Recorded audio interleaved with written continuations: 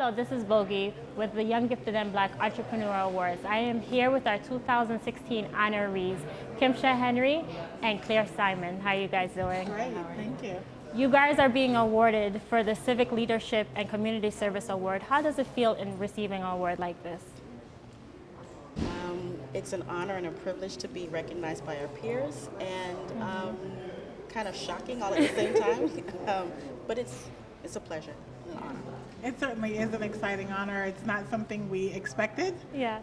There's so many times you do the work because that's what you love to do, and you don't get recognized. So this is we're truly excited. Well, explain to everyone, what is the YWCHAC? The WCHA, or the Young Women of Color HIV/AIDS Coalition, is a nonprofit organization. We have a youth leadership program, and we also do programs for adults around HIV awareness, teen pregnancy, juvenile justice prevention, and how it all impacts HIV. Okay. The major component to this program is the peer education program where we focus on empowering young women and young men and teaching them how to be better advocates, because we all possess the ability to advocate for ourselves, but when we find a purpose to bring to light, we become even more passionate, and we help kind of hone in those skills so that they can go out and empower other young people to become better advocates as well. How did you guys started off this program? So the agency's been around since 2007, Okay. and one of the reasons that we started the program is because there were high rates of HIV among young women, particularly young women of color in Brooklyn, in the Bronx, in the boroughs. So we recognized that there were not enough resources, not enough services, and certainly no one talking about young women. Okay. So a group of organizations got together and decided that we wanted to pull together not only our resources and information, but to share with other agencies about how they can begin to work with us to talk about HIV prevention in our communities. As a part of that, we had a young women's group, and the young women's group just kind of took over and took off.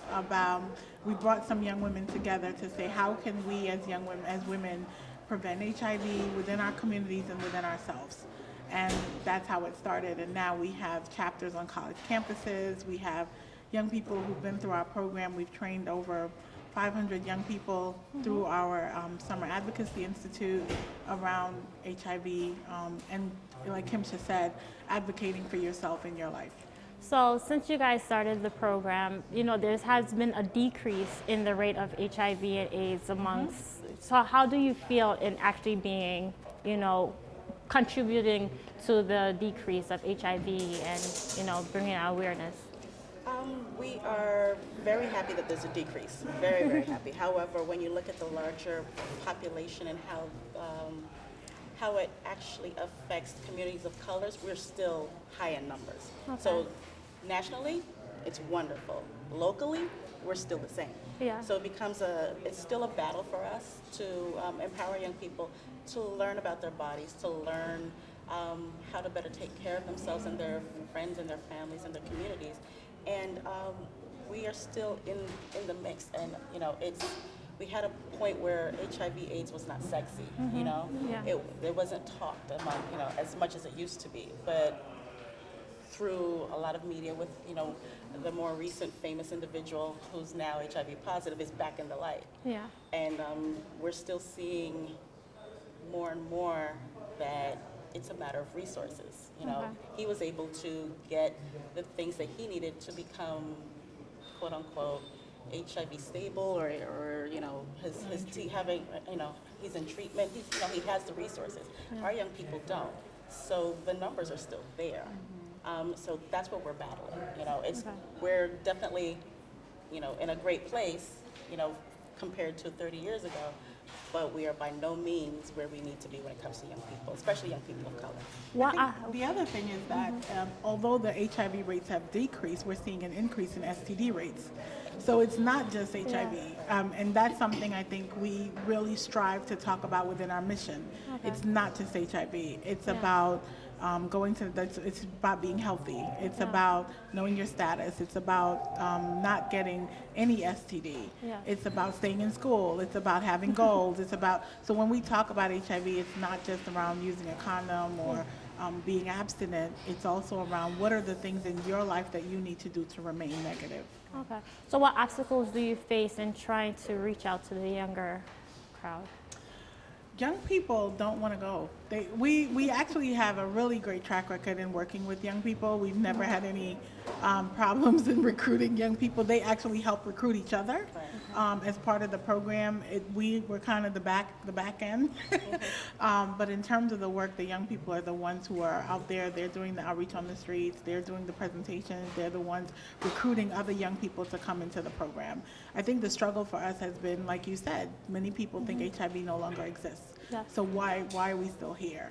And we recognize that we are still here because we do still have HIV in our communities, and there are many other issues that our young people face, everything from job readiness to interviewing skills. So the program really focuses on life skills, including HIV, and that's part of the work of the organization. What different programs do you do throughout the year to get, the younger crowd involved in? Wow. We have two signature programs that we do. One is Safer Sex Education Parties, where we partner with schools or agencies and we run a club, and we just have folks come out to do testing, STD testing as well as HIV testing for young people, and then we have a number of organizations come and table at those organizations so they can get access to healthcare services.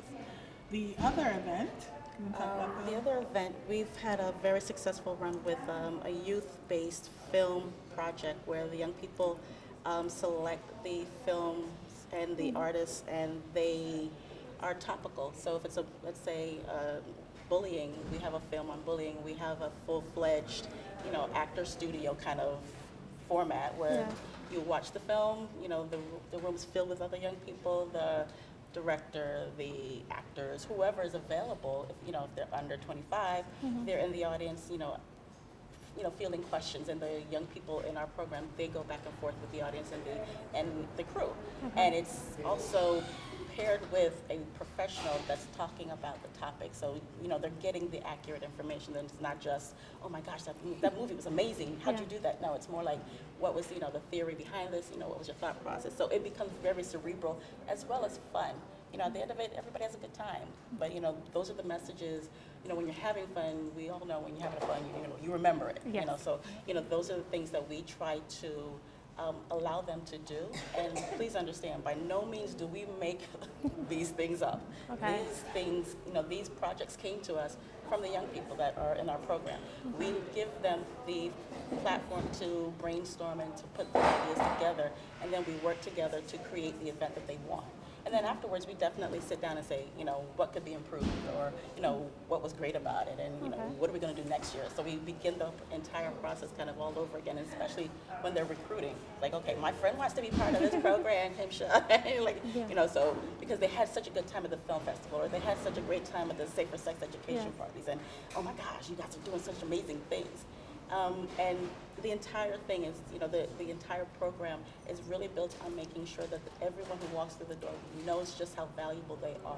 Okay. Even if it means that, you get a hug and that's what you needed for the day, So we try to make sure that they're there to understand their power. If somebody wanted to join or be a part of this program, how could they do that? So they can go to the website. We tend to do recruitment in June. In the later part of the school year. The summer program happens in July and goes through August. And then the full year program starts in September. So you can go to the website, and we have young people from all 5 boroughs who have been a part of the program. We try to make sure that all boroughs are, including Staten Island, are connected, but we do have a lot of young people who come from Brooklyn and Queens, the Bronx, and Manhattan. And where is the central location for the program? So we have a couple of different houses. We partner with a number of different organizations. Most of our meetings are held in Manhattan because it's centrally located, or in Brooklyn. But the young people, once they come in, they'll get the schedule, and then we partner with different programs for that. Well, thank you, Kymsha and Claire. I mean, It's an honor in having you guys for the 2016 YGB Awards. We are looking forward for more excellent work from you guys. Thank you. Thank you so